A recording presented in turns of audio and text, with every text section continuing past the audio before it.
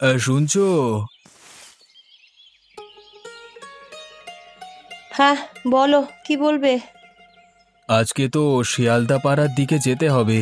জমি কাজের কিছু বাকি আছে, তোমরা যাবে? দেখো, রমার পড়াশোনাটা ভালো মতন করতে হবে, সময় কেটে যাচ্ছে, তাই আমাদের যাওয়া হবে না, তুমিই বরং যাও।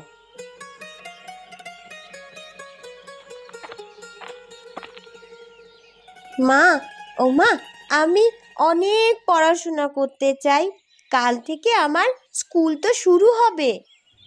হ্যাঁ মা, তুই পড়াশোনায় বেশ মনোযোগী, কিন্তু পাড়ার ছেলেমেয়েরা তো জমিতে গিয়ে বালকপনা করে, দুষ্টুমি করে।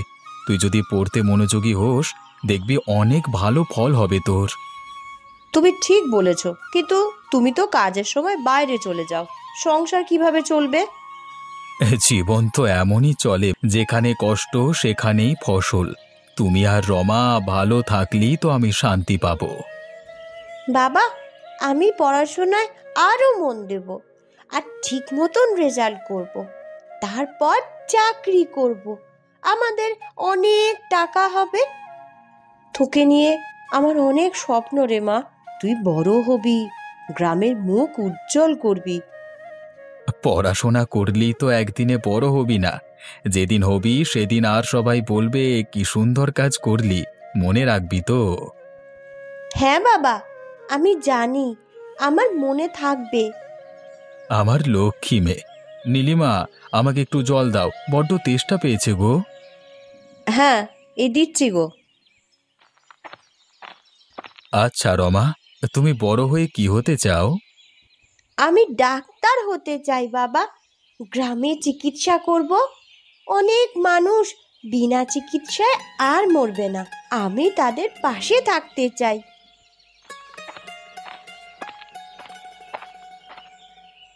এই নাও।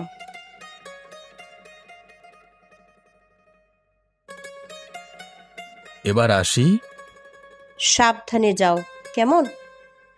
কিছু চিন্তা করো না, তুমি এত ভয় পেও না। ভয় পাওয়ার কিছু নেই।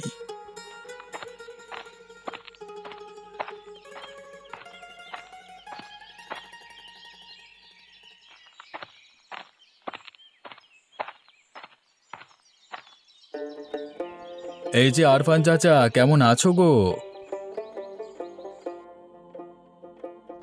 কেটে যাচ্ছে যেমন তেমন করে। এবারে চাষের কি খবর? দেখো, কাজ করতে তো ভালো লাগে না, তবুও আজকাল বাঁচতে হলে তো খেতেই হবে, কাজও করতে হবে। আজকাল তো আগের মতো আর ফসল ভালো পাওয়া যায় না। খেতে যা জমি ছিল তা বিক্রি করে দিতে হয়েছে, অন্যের জমিতে কাজ করতে হচ্ছে আমাকে। হ্যাঁ, কিছুই তো আর আগের মতো নেই। এই মাটির কাছে অনেক কিছু ঋণ হয়ে গেছে, কিন্তু এই মাটি তো আমাদের বাঁচানোর একমাত্র আশা ছিল। ঠিক বলেছ চাচা, সবকিছু তো বদলে গেছে, কিন্তু কিছুই যেন ঠিকঠাক নেই। আমরা যে খুব কষ্টে আছি সবাই। আমরা আর কোনোদিন ভালো থাকবো না বলে মনে হয়, দিনের পর দিন কষ্ট বেড়েই চলেছে। তবে কি কিছুই পরিবর্তন হবে না আমাদের? সবাই তো চাইছে কিছু ভালো হোক, কিন্তু আজকাল কিছুই পাল্টায় না। দিন দিন বাচ্চারা তো বড় হচ্ছে, তাদের খাবার দিয়ে বাঁচিয়ে রাখতে হবে, কিন্তু জানি না এই কষ্টের দিন কবে শেষ হবে। জানি চাচা, জানি, তবে আমাদের অনেক লড়াই করতে হবে। সেই লড়াই কবে যে শেষ হবে তাও জানি না। তুমি এখন কোথায় চললে? সামান্য কিছু চাষ করেছি, জমিতে জল দিতে হবে তাই যেতে হচ্ছে। একটা কথা ছিল তো। বলো চাচা। জমিদার বাবুর সাথে আমাদের কষ্টের কথা বলা দরকার, উনি যদি আমাদের পাশে থাকেন তাহলে বেঁচে যাই। ঠিক আছে, আমিও থাকব, সকলে আমাদের চাষের কথা জানাবো, যদি আগের মতো ওনার জমিগুলো চাষ করতে দেন। হ্যাঁ, তাহলে খুব ভালো হয়। এখন আসি কেমন?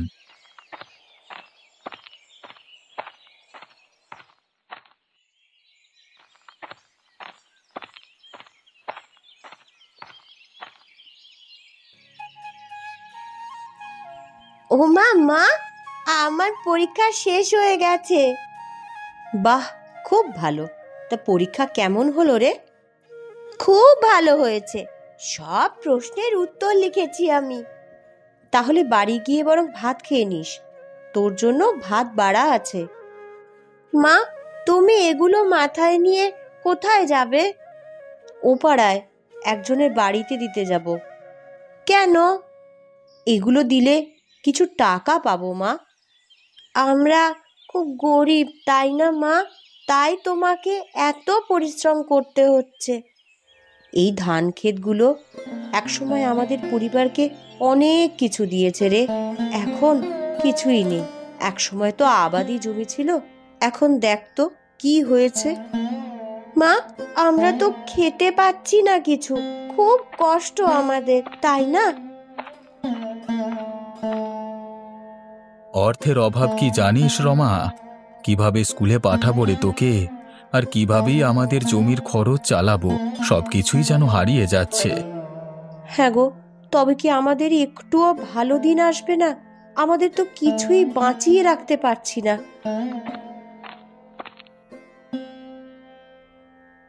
আজকাল তো জমিতে কোনো ফসল আসছে না, সেচের জলও তো আর ঠিক মতো পাওয়া যায় না। আমার জমির সেই পুরনো প্রাণ কোথায় হারিয়ে গেল। হ্যাঁ আরফান চাচা, একদিন তো মনে হচ্ছিল এই মাঠে ফসলের ঢেউ তুলে দিত। এখন কি বলবো চাচা, জলও তো আর পাওয়া যায় না, চাষের জলের খুব অভাব। কিছুই আর ঠিকঠাক হচ্ছে না। তবে কি আর আমরা কখনই কিছু ভালো পাবো না?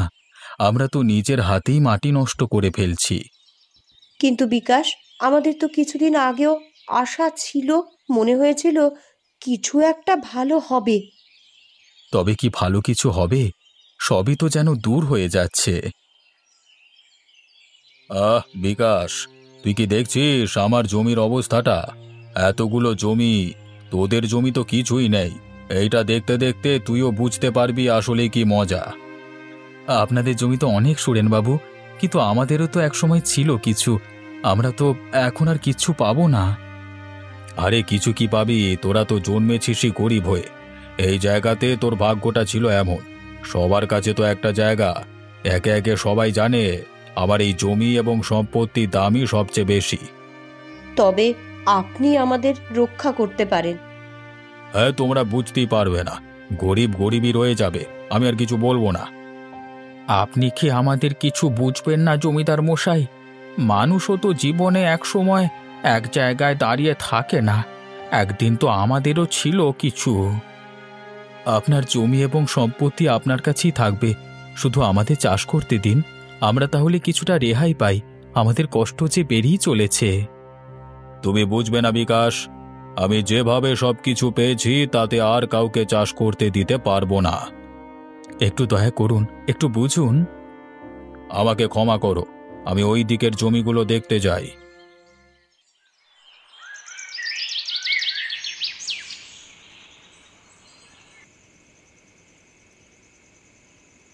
কি বলবো নীলিমা, আর কতদিন এইভাবে বাঁচব? আমার কাছে তো কিছুই আর নেই। সেই ছোট ছোট দিনের সুখও কোথায় হারিয়ে গেছে। জমিদার বাবু কত স্বার্থপর, আমাদের অবস্থাটা একটুও বুঝলো না। ধনী লোকেরা গরিবদের পেছনে লাথি মারে এইভাবেই। তারা কেন আমাদের মতো মানুষের কথা ভাববে? বাবা ও মা, মা, আমি কিছু বুঝতে পারছি না। কেন এত কষ্ট আমাদের? কেন আমরা সব সময় এইভাবে অভাব অনটনে থাকছি? রমা, তুই তো আমাদের ভবিষ্যৎ, কিন্তু তুই যদি জানিস একদিন তোর জন্য আমরা কিচ্ছু করতে পারিনি, তাহলে কেমন লাগবে? তুমি কি জানো নীলিমা, রমার স্কুল ফি দেওয়ার জন্য আমাদের কাছে একটা টাকাও নেই। ওর ভবিষ্যতের কথা ভাবতে গেলেও বুক চেপে ধরে থাকতে হয়। হ্যাঁ গো, তাহলে কি রমা স্কুলেও যেতে পারবে না? তাকে কি ভবিষ্যতে শিক্ষিত করতে পারবো না? এটা তো সময়ের বিষয় নীলিমা। এই সমাজে গরিবের কোনো জায়গা নেই। আমাদের সন্তানও যদি লেখাপড়া করতে না পারে, তবে আমাদের কি অবস্থা হবে, কি জবাব দেব? মা, আমি কি স্কুলে যেতে পারবো না? আমাকে তো পড়াশুনো বন্ধ করতে হবে তাহলে। আমি বেঁচে থাকতে থাকতে তোর পড়াশোনার একটুও ক্ষতি করতে দেব না। আমি তোর বাবা, এটা মনে রাখিস। যদি কিছু করার সুযোগ থাকতো, যদি আমাদের একটু কেউ সাহায্য করত। কোনো সাহায্য নেই নীলিমা। আমাদের গ্রামে যে ধনী গরিবের পার্থক্য সেটা তো সবার জানা। কেউ কি আমাদের হাত বাড়িয়ে সাহায্য করবে? করবে না। নিজেদের পথ নিজেদের তৈরি করতে হবে। এই নদীটা দেখো, একটা সময় এর জল ছিল আমাদের সব সুখ, সবার আশার আলো। কিন্তু এখন এই নদীও যেন আমাদের কষ্টের প্রতীক হয়ে দাঁড়িয়েছে। কি করবে বিকাশ, নদী তো চলে যায় তার নিজের গতিতে, কিন্তু আমাদের কষ্ট তো থামতে চায় না। আজকের পর আমাদের কি বাঁচার আর কোনো পথ আছে? আমরা বাঁচার জন্য কত কিছু করলাম, কিন্তু কিছুতেই কিছু হচ্ছে না। নদী তো চলেই যায়, কিন্তু আমাদের জীবন কেন থেকে যায়? বাবা, আমি কিছু বুঝতে পারছি না। আমাদের তো কিছু করা উচিত, তাই না? আমি যদি পড়াশোনা করি তবে তো কিছু একটা হতে পারে। তুই জানিস মা রমা, পড়াশোনার পেছনে খরচও তো করতেই হয়, আর আমাদের তো কিছুই নেই। কিছু একটা পথ বের করো তুমি। এভাবে আর হয় না, অন্তত বাচ্চাটার কথা ভেবে। কিছু না কিছু করবই রে নীলিমা। জানো, একটা সময় ছিল যখন আমি ভাবতাম এই নদী আমাদের ভাগ্য ফিরিয়ে আনতো, কিন্তু এখন মনে হয় এই নদীও আমাদের সাথে খেলা করছে। ঠিকই বলেছ বিকাশ, কেমন যেন শ্মশান হয়ে গেছে সব কিছু। এক সময় এখানে আমরা জমি চাষ করতাম, জল নিয়ে আসতাম, কিন্তু আজকাল একই ঘরে কিছুই নেই। খরচ বাড়ছে আর জীবন তো বড্ড কঠিন হয়ে যাচ্ছে। তুমিও বুঝতে পারছো আরফান চাচা, আমাদের পেছনে আর কেউ নেই। একসময় কষ্ট হলেও কিছু আশা ছিল, কিন্তু এখন তো আশা নিরাশার মাঝামাঝি যেন আটকে পড়েছি। কিন্তু বাবা, আমি তো কিছু চাই না। আমি চাই গ্রামের গরিব মানুষ সবাই দুবেলা দুমুঠো মোটা ভাত খেয়ে বেঁচে থাকুক। একদম ঠিক বলেছিস, এটা তো আমরাও চাই।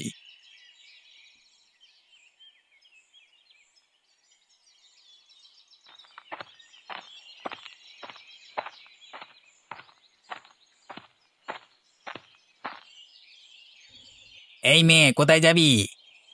জমিদার বাবুর সাথে আমি দেখা করব। দেখা হবে না, উনি খেয়ে দিয়ে বিশ্রাম নিচ্ছেন, তুই পরে আয়। গরিবের পেটে লাথি মেরে উনি বিশ্রাম নিচ্ছেন? এই মেয়ে, দাঁড়া দাঁড়া বলছি। জমিদার বাবু, আপনি কোথায়? আপনার সাথে আমার কথা আছে।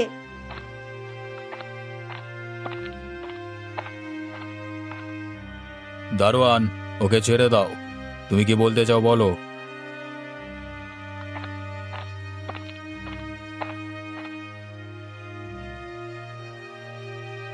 আপনি গ্রামের একজন মহান ধনী ব্যক্তি। গ্রামের মানুষদের কেমন করে চলছে সেই খবর আপনার রাখার দরকার নেই, তাই না জমিদার বাবু? সেসব খবর আমি রেখে কি করব? আমি তো আর ভগবান নই। তুমি চলে যাও এখান থেকে। গ্রামের অধিকাংশ মানুষ আধ পেটা খেয়ে বেঁচে আছে, কেউ কেউ তো খেতেই পাচ্ছে না। আপনার তো এত জায়গা, এত জমি, একটুখানি চাষ করতে দিলে আপনার কি এমন ক্ষতি হবে? এইটুকু মেয়ের মুখে বড় বড় কথা! এই দারোয়ান, ওকে মারতে মারতে গেট থেকে বের করে দাও। তা আপনি করতে পারেন, কারণ আপনি তো জমিদার। আপনার লোকবল অনেক, অনেক সম্পত্তি। কিন্তু মনে রাখবেন, আপনি আপনার বিবেকের কাছ থেকে কোনো দিনও কোনো ক্ষমা পাবেন না।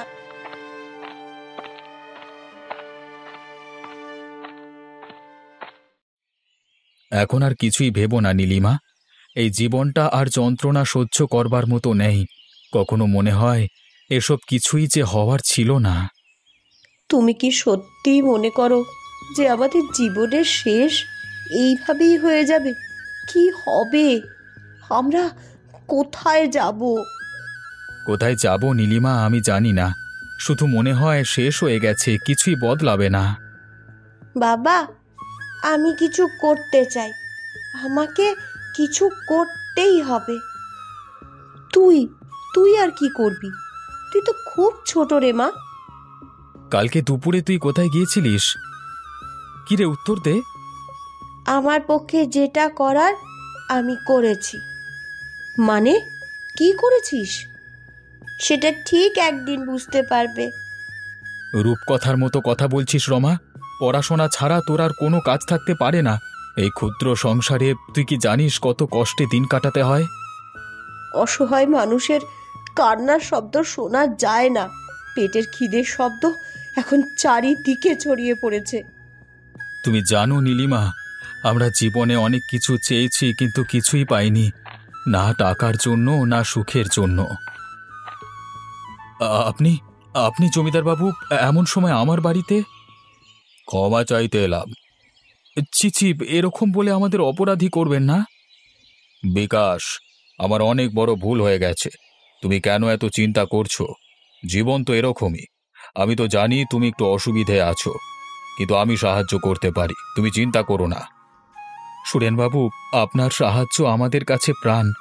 আপনার সাহায্য আমাদের মনের ক্ষত মুছে দেবে। তুমি যদি সাহায্য না চাও তবে আমি খুব কষ্ট পাবো।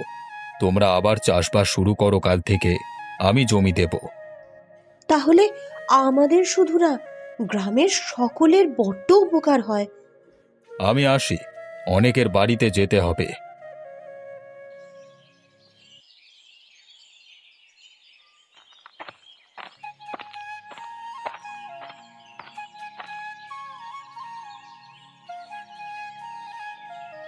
এতদিন পর একটু শান্তি ফিরে পেলাম আরফান চাচা।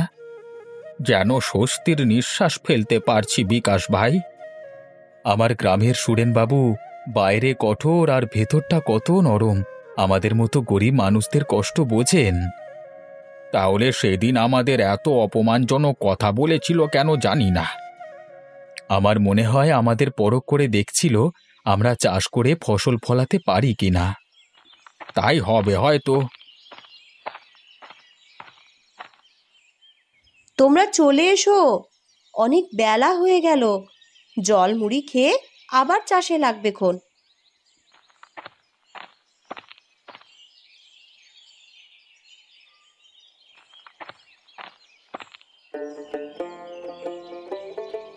বাবা, ও বাবা, আমি ফার্স্ট হয়েছি। আরফান চাচা, দেখলে আমার রমামা ফার্স্ট হয়েছে। কার মেয়ে দেখতে হবে তো। আমি আসছি এখন। ঠিক আছে মা, সাবধানে যা।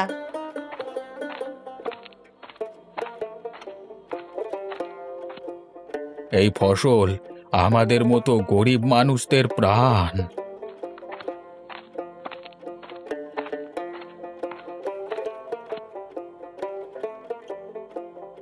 কি বিকাশ, কি করছো?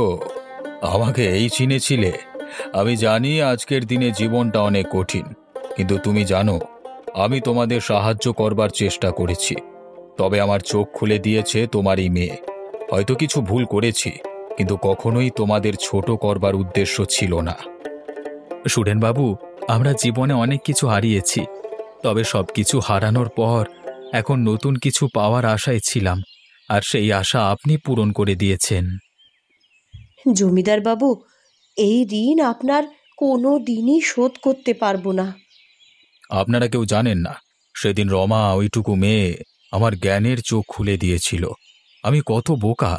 বলেছিল একই আকাশের তলায় একই সূর্য, একই আলো, একই অক্সিজেন নিয়ে আমরা বেঁচে আছি। কেউ গরিব, কেউ ধনী, কেউ জমিদার। মানুষ যদি মানুষের বিপদে পাশে না থাকে, তারা কি সত্যি মানুষ না অহংকারী?